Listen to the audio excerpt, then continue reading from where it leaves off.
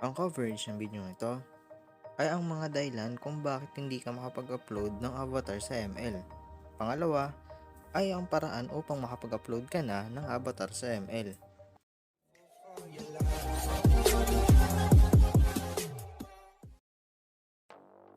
Ang dalawang nakikita kong dahilan kung bakit hindi ka makapag-upload ng avatar.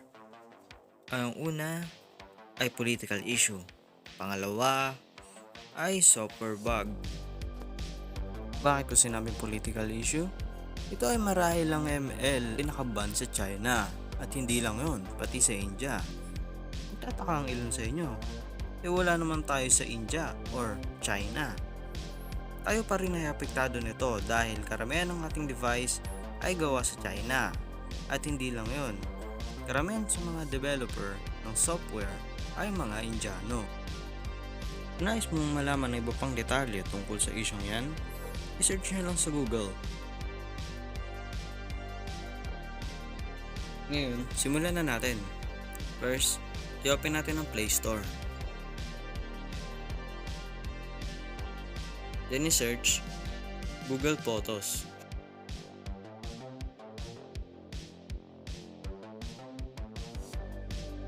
Then click install.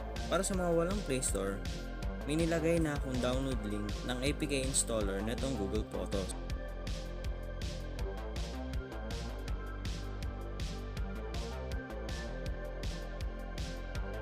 Then i-close ang Play Store. Ngayon, i-open na natin ang Google Photos. Then click allow.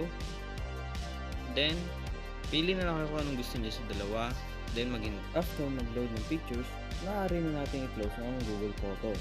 Ngayon, i-open na natin ang ML.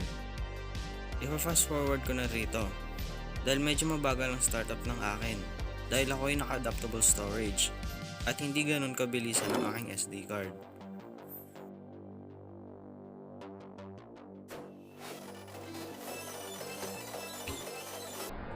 Ngayon, i-click natin ang ating profile. Then i-click ang avatar. Then click yung change avatar. Then click yung plus sign. Ngayon i-click nyo yung photo album.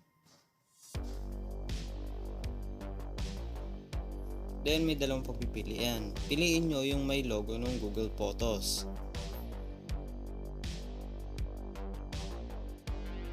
Ngayon hanapin nyo na yung picture na gusto nyong gawing avatar.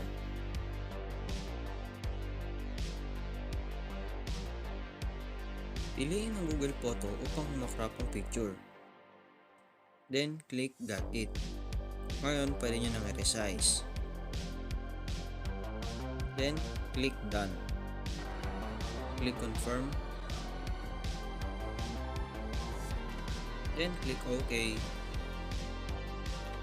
Then, pindutin nyo yung X. Ngayon, okay na.